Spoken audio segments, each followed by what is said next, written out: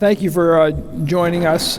This is the point in the year where I get to give you an update on the school and its activities. It's never enough, so I hope I'll be quick and concise enough that I encourage questions and comments, which is why we're here.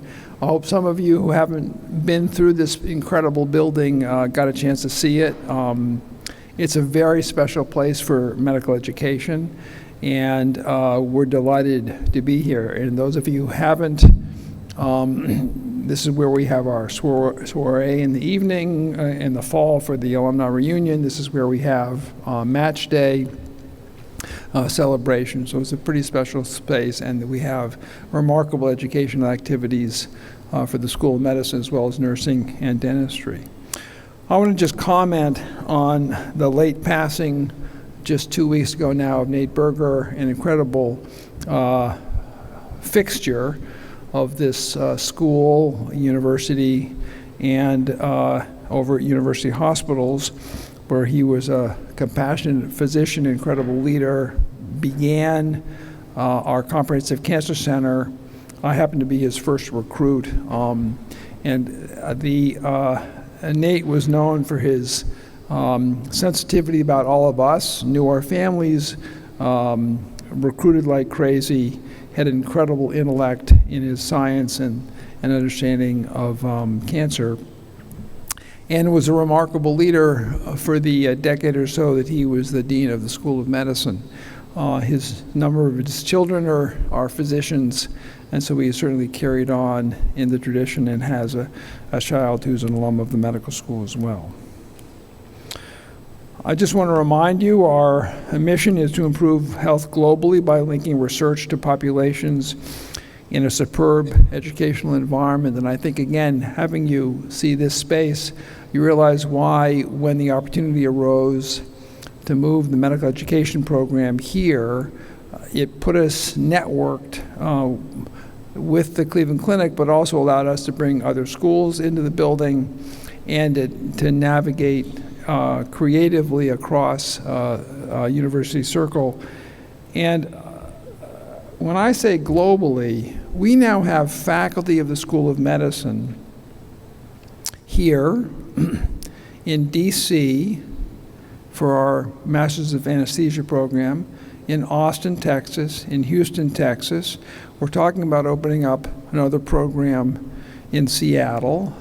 We have faculty with the Cleveland Clinic in Florida, in Las Vegas, London, Toronto, Abu Dhabi. Tomorrow morning, we begin a conversation with another country about expanding a medical education program under the School of Medicine in the next couple of years.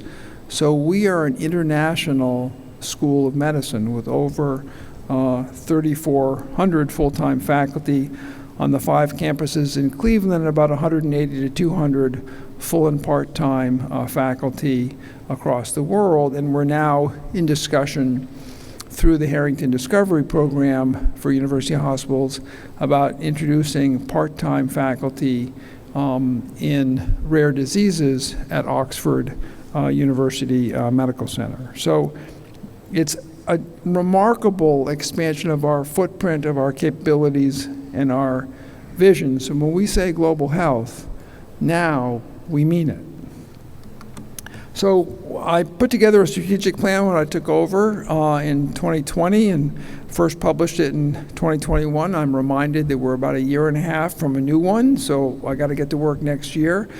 The most recent updates, it's online, you can see it, relate to diversity and inclusion, clinical and translational research, and graduate education. We all know that the first topic can be controversial, and I don't want to overstate it, but I wrote a whimsical note on inclusive excellence for a newsletter for the school.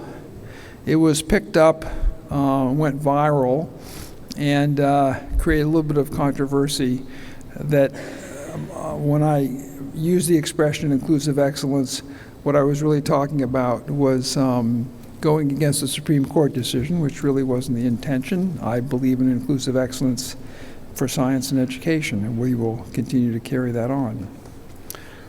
Let me tell you a little bit about the 558 degrees. This is the distribution of the class that we graduated just this past May. And it doesn't include about 350 or so undergraduate students from our University School of Medicine sponsored departments in biochemistry, nutrition, neurosciences, and in bioethics. Match Day was a remarkable event. As you can see the picture here of all of the students. Our medical students did incredibly well across the city, the state, and the country. As you can see, we had about 54 or 51, I guess, stay in Ohio, most here in Cleveland at UH, at the Cleveland Clinic, and at Metro. What I realized when I did the numbers, which I'm very excited about and am quietly letting the governor know, is that we are the only school of medicine in the state that is a brain gain for the state. So if you look at the number of students, 37, that grew up in Ohio versus the number that stay in Ohio for the residency program, it's a gain of 14. Given the proportion of students at all the other medical schools in the state, they are about 80% from the state of Ohio, but only 52% stay. So the state is paying millions of dollars to educate medical students who leave the state. And they don't give us much of anything, but more of our students stay here. So I'm delighted with the brain gain. Wish it was more.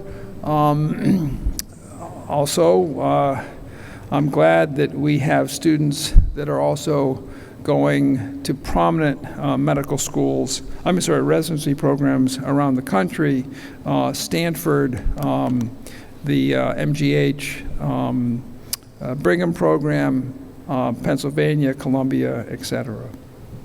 Let me tell you a little bit of our early news about our incoming students that are coming in the next couple of weeks. We'll have 215 students across our 3 programs. Unfortunately, we're taking many more PhD students this year than we expected because we had a much, much higher acceptance rate or matriculation rate than we thought. We usually capture about 40%. This year is almost 70% of the students we offered positions to. So it really says that our PhD program is picking up dramatically. A remarkably successful program is in anesthesia, where we now have 91 incoming students at the 4 sites, both here, DC, Houston, and in Austin. We're just getting used to our diversity of the program, so we have about 12% underrepresented in medicine, 15% LGBTQ, 7% identify as first generation, 6% rural, 57% are women, and a remarkably high GPA score as well. So we're delighted with the spectrum of our students coming in. We'll meet them all the week after July 4th. I want to update you on our pathway programs, which are incredibly successful components of the additional pathway to our standard education programs and the blocks and the IQ, et cetera. So every year we have these now 9 different pathways, and 12 to 15 students sign up, stay in that program for the next 4 years. We have co-leaders of the program. It allows students to identify areas where they want to focus that are a little off, if you will, from the general block programs that we have. Some focus on humanities, climate, addiction, public health, urban health, international health, and even entrepreneurship. So These are gaining steam. We are actually totally funding these through philanthropic support mechanisms. The students love the programs, and it gives them a real halo by the time they graduate. So it's just a little more detail that I've just given you about these programs. We continue to expand our medical education leadership with the new director of our Physician's Assistance Program, a Vice Dean for Diversity and Equity, a new director for our Center for Community Health Integration for departments of genetics and of neurosciences. Ron Yu, we just recruited. He'll come in late September, October. Agata Exner is the new director for our Center for Imaging Research. And she, along with Donna Plecha, were honored yesterday evening with endowed professorships, bringing to 38 out of 101, I guess, professorships that we have that are held now by women. And Alex Wong is the new director for our MD-PhD program, which was just renewed for 5 years by the NIH. It's the longest standing MD-PhD program in the country. We have a number of stars of our faculty. You can see here a variety of critical and important awards, like the Case Medal by Paul Tizar, Distinguished University Professors Jonathan Stamler, Mitch Drum, Jackie Curtis, and Xing Shi both received awards for education. You've heard a lot about the Interdisciplinary Science and Engineering program building, which is now just about to start laying a foundation after a demolition on the Case Quad. Predominantly this is engineering, arts and sciences, and other sciences. We'll probably have 5 or 6 different investigators in there out of the 65 or so. And it begs the question of when we're going to start asking for another building for research for the School of Medicine. And over the next couple of years, you'll be hearing about that, I promise you. The initiatives that we started about 2 years ago, Population Community Health Initiative, Therapeutic Discovery, and Artificial Intelligence, I'd like to give you a very brief update on it. The Midtown Collaborative is at East 65th Street, and you can see it on a detailed map here. It's right next to the Cleveland Foundation's new building. It's a building being built by the Cleveland Foundation, and we have a floor in the building where we'll be conducting our population community health activities. Here's a rendering of the building, and I think we've got a video. The Midtown Collaboration Center, it's an exciting new building located at the corner of 66th and Euclid Avenue. This project is really about what can we do collectively as institutional partners with residents, with the community, to not only give access, but to co-create together what the community wants and needs. We've been committed and been part of the Midtown community for well over a decade. Having the opportunity to now become part of the Midtown Collaboration Center elevates what we know works, meaning being accessible, being proximate. It's going to be so great to be in the neighborhood, working to bring others from across our city and region to be part of lifting up the Midtown neighborhood.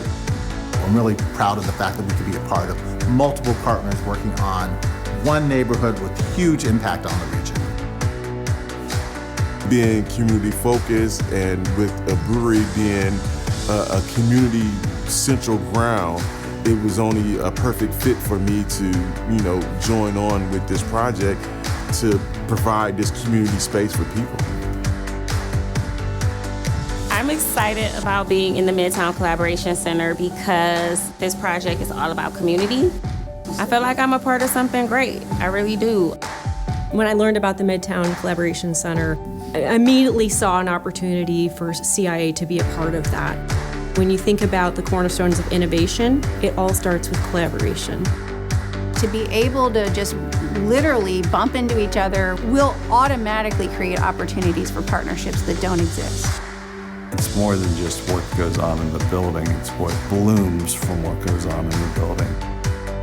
The tech outreach team has been super interested in trying to do programs that are closer to students in the Cleveland area. Transportation is an issue, so we've long wanted to be somewhere physically close to students that can't usually get to Highland. By anchoring the MCC, as we call it, in Midtown, we now are able to connect downtown to our Meds and Eds Center in University Circle.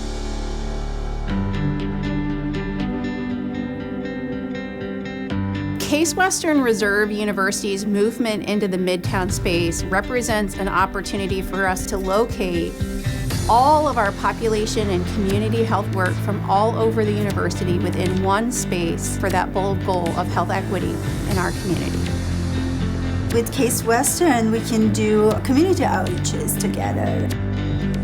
We do have those resources. Many times they are just too far for them. They are not right there in their backyard. When you bring creative ideas, you bring products together, you bring technology together, something beautiful is going to come from that. It's forcing us to do something different, to be transformative. This collaboration is just going to be a melting pot of things that this community is going to be able to take advantage of. They're really creating something special in the community, and I, in turn, will be a part of it, and I'll be creating something special.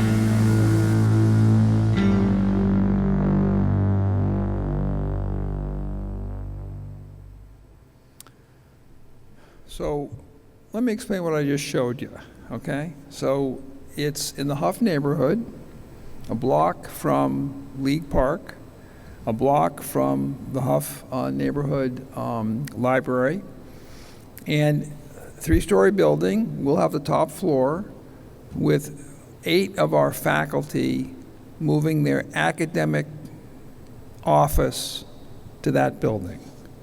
We're going to have the education program for our Masters of Public Health, certificate programs for community health, educating and teaching community activists and community health interest individuals there.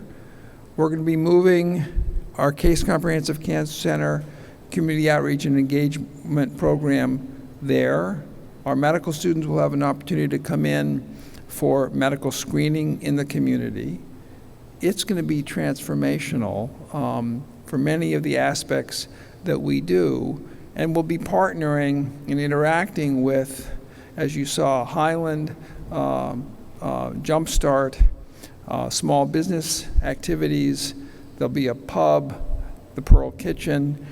It's going to be a remarkable opportunity for integrative, interactive activities, and it's going to be open probably 14 hours a day. So we will have community-facing education and evaluation programs, as well as our own educational programs that are located there. So it'll be an interesting transition for all of us in the School of Medicine, both on the research, education, and medical student, graduate student side of that. So we're excited about it. It'll be a new activity for us. On the therapeutic discovery and development side, I just want to remind you how much of an engine Cleveland is becoming for biotechnology. You can see here how we rank internationally remarkably well. And we have had a remarkable number of investments leading to a huge return on investment in terms of revenue from our biotech startups. We have a Council to Advance Human Health, which encourages our inventors to come forward with ideas. We help them with key review and evaluation, and it leads to a concerted effort of our technologies to bring it forward to commercialization strategies. We have generated, in terms of the last decade, we've spent about $2 million of investment, and they've returned well over $200 million in follow-up funding, and a number of the projects we have are on the order of themselves going on to $100 million investments with commercial partners. We have a method now of taking them through initial early review. Here's about 13 projects that we've screened. 5 are going on to full applications. The school will internally fund probably 4 or 5 of these and then help them move forward. And the university is helping us expand this out even more because not only can we bring folks from across the country here to help us take advantage of the Harrington Discovery effort, but now the university is transforming the old bioengineering building, which is right down on Cedar, and is constructing it as an innovation hub for smaller startups. We already have 12 startups in the building, and we hope to have another 20 or so in the next few years. So it's a real easy place for now our inventor faculty to start a company and keep their full-time job with us. The third area is in artificial intelligence. We have initiatives in education.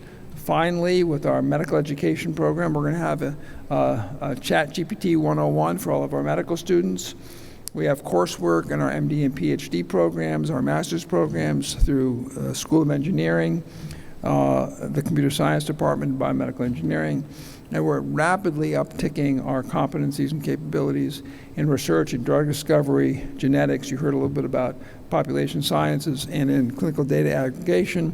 Here on this campus, the Cleveland Clinic has partnered with IBM and installed an IBM quantum machine, and they're doing active early investigative studies there. And ultimately, we'll all see this impacting our clinical practice, both in diagnostics and how we manage our EMR content, imaging, and the like. And we have a Center for Artificial Intelligence in Biomedicine, led by Jake Scott here at the Cleveland Clinic, and Satish Vanaswath in Biomedical Engineering in the School of Medicine, with a whole variety of expertise coming together to build cooperative programs and collaborative research and education program activities. Here's just an example from the Department of Radiology, the MR fingerprinting, which is world-renowned and really world-leading through the inventive technologies that they've developed for improving the quantitative aspect of MR imaging with much greater success and accuracy and faster imaging technologies with huge amount of grant support. They are really transforming the use of MR and improving its abilities for diagnostics and for identifying the stage of disease and the prognosis of that disease. And we have just begun the concept of a medical AI incubator for both our education and research programs. As we all know, the AI field is moving incredibly rapidly. We're, I think, in the middle of the pack in terms of medical schools and research programs across the country. But we'll do just fine, and we have remarkable capability both amongst our faculty, our students, and our clinician activities to bring AI into the mainstream of our medical support activities. And with that, I will turn it back over to Beth, but perhaps I should take the opportunity to ask for questions or comments. You may ask about anything, and there are a few topics that you might query me about that come to the dean's attention, and I'm happy to hear your thoughts.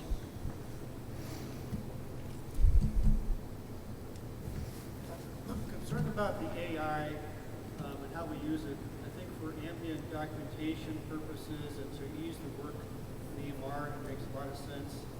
If we're going to use it for population analysis and looking at what we're seeing in our patients and trying to make sense of it, it seems like the database you're using is critical. Yes. Making sure it's representative of the population.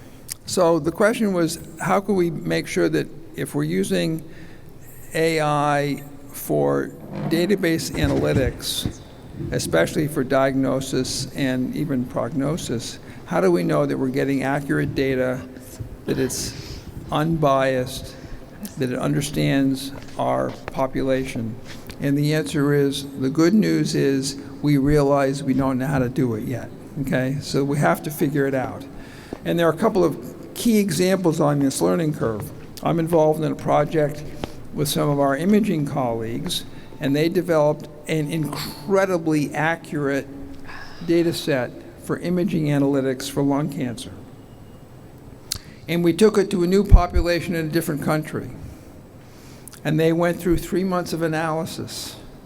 And they came back and said, didn't work. Yeah, tell me about it. Because it's a completely different ethnic group, different bone structure, different fat distribution, et cetera, and their algorithms didn't work. So the good news is we can figure it out. But we are certainly on the learning curve. And I really do agree with you. It's going to be a while before any of us should trust it as a replacement for what we otherwise do. But in other settings, it'll augment what we're worried about. But it is certainly a powerful way to collect data. And we also understand that it has hallucinations. And so the first thing we're teaching in our 101 course for our medical students is don't trust it, go to the literature. So.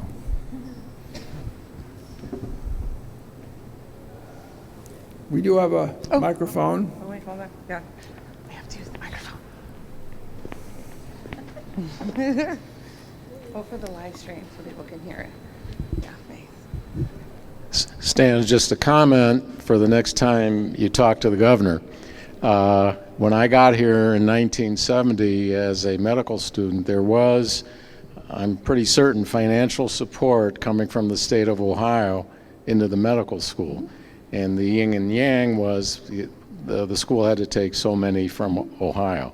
So you can tell them there is precedent. Well, we are, if you will, a national medical school. And we know, for instance, that our MCATs almost match the mean for Harvard Medical School. So we take incredible students. And you're correct, it's lesser from the state of Ohio.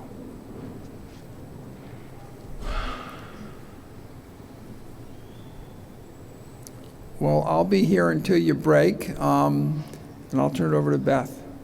Thank you.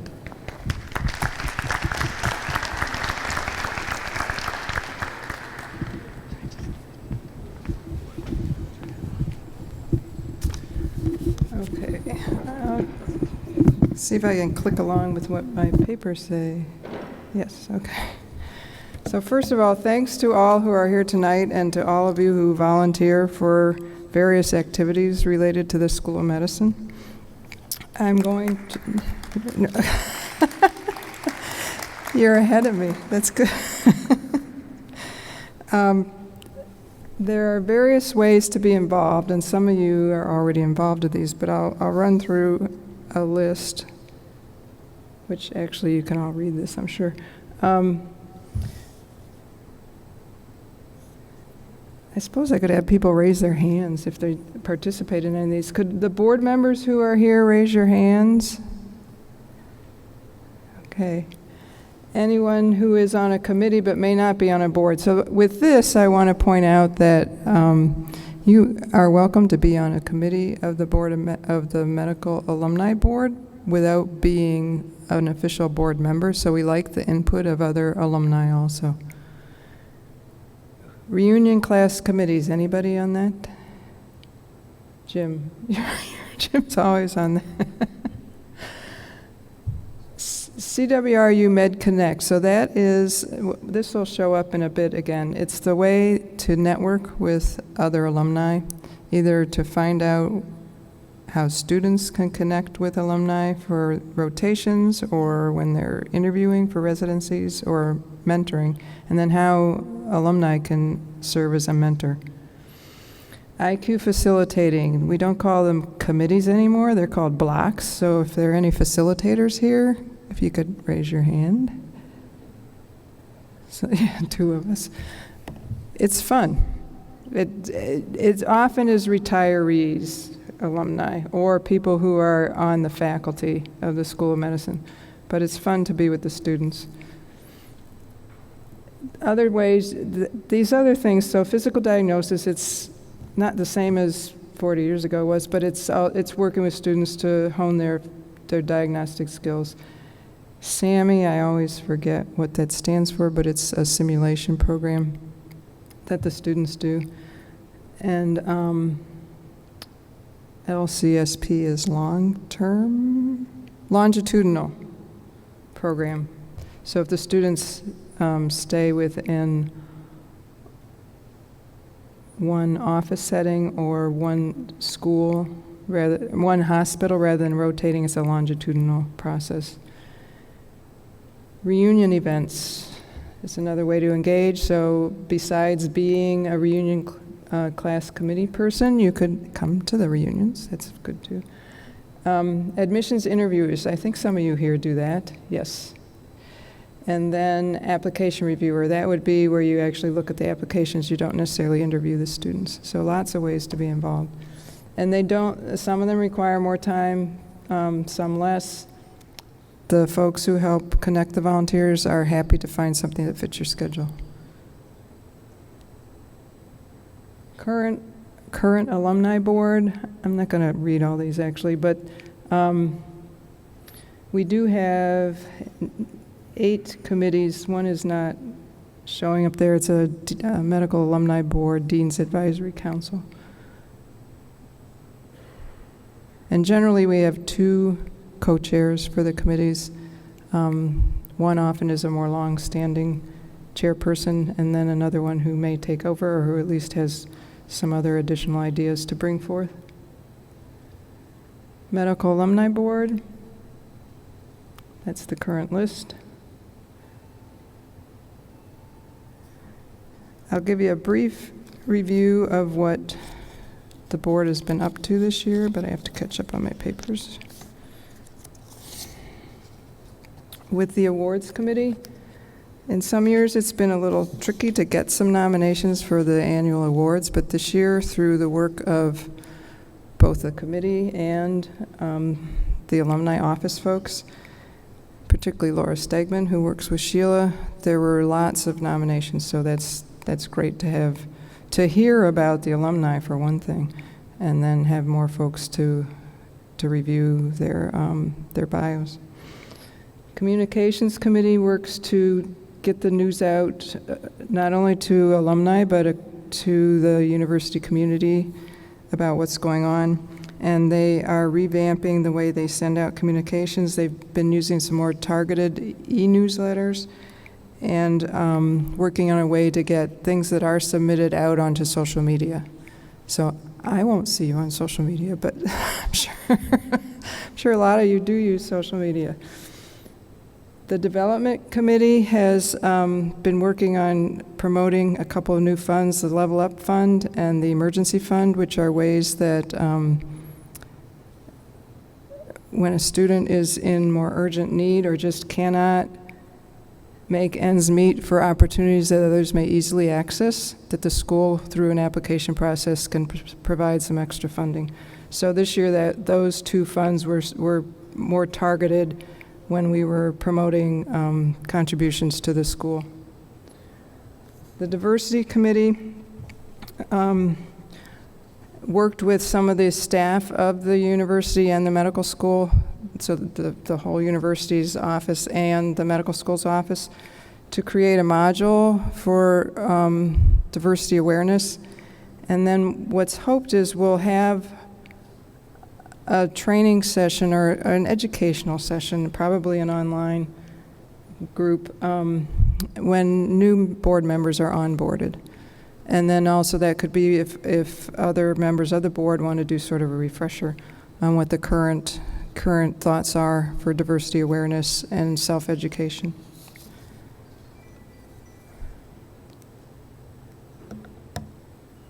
The engagement committee, it works to basically have students and alumni interact more, and that committee has worked hard to have some networking sessions, which have been very successful.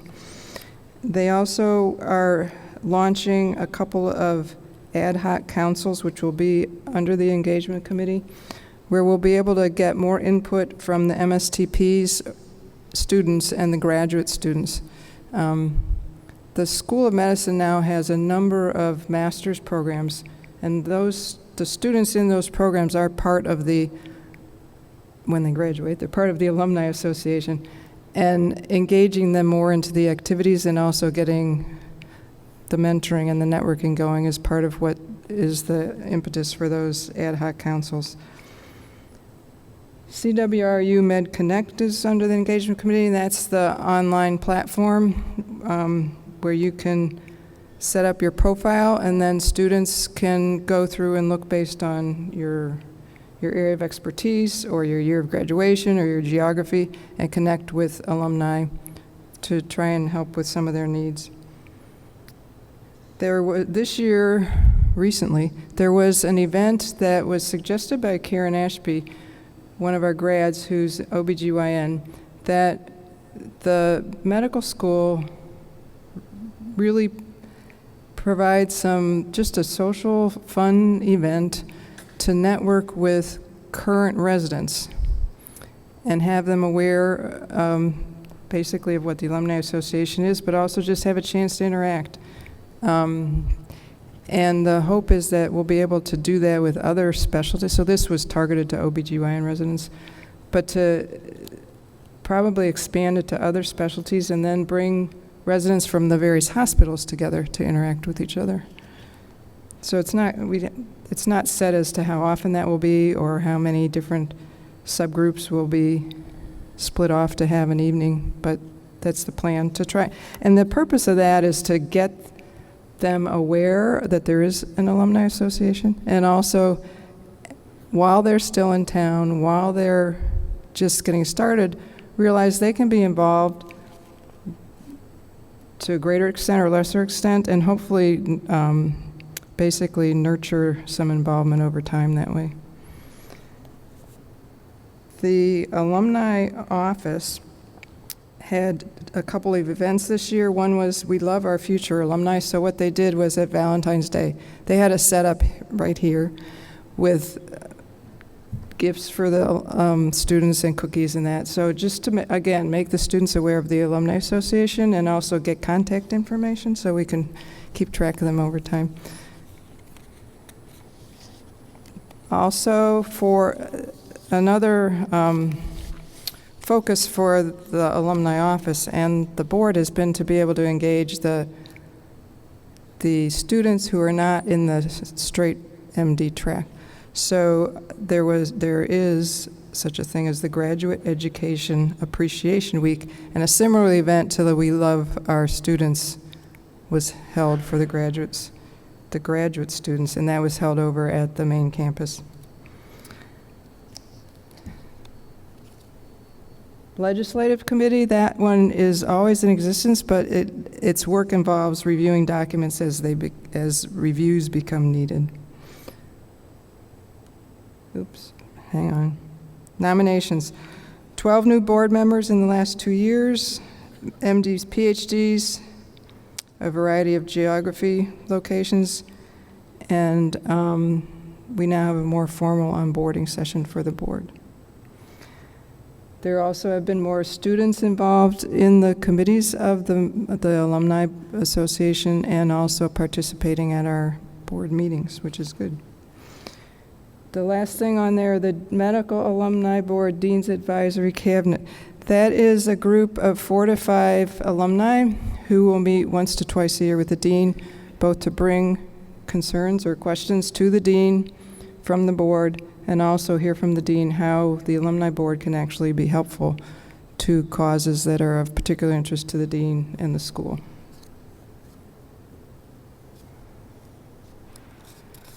This is the home page basically of MedConnect. If you were to go on and do a Google search, it's best if you put in CWRU MedConnect and it'll take you right to this page. And then you can sign up for it. You can just have your profile sitting there and not have much happen, or you can embellish it more with information, and then it's more likely that a student might choose to contact you for some information. It's being expanded with more specific groups in that. Laura Stegman's been working on that a lot, and it's growing, and there are more and more students in signing on with their profiles. And the school has worked with the parent company, which I forget their name, to make sure that we get everybody listed on that. If you have questions about the Alumni Association, the email there is the one that will get you an answer, we hope. But that is watched by several people, but primarily by Sheila and Laura. And if you have a question to me, they'll make sure that I get it also.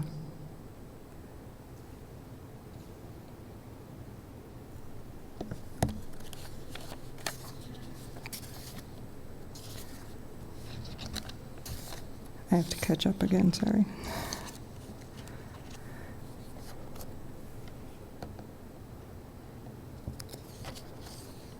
I'm just going to open it to suggestions, or not suggestions, questions. Are there questions today for me or more that you've thought of for the dean? If not, we can wrap this part up and let you guys socialize some more. Sheila, the food. The take-home things are for, the boxes are for taking home, right? So if there's food sitting there that appeals to you, please help yourselves and bring some home if you're heading out from here. The alumni board members, we have just a half-hour meeting to do. But if there aren't questions, then we'll wrap up this part of the meeting. Thank you.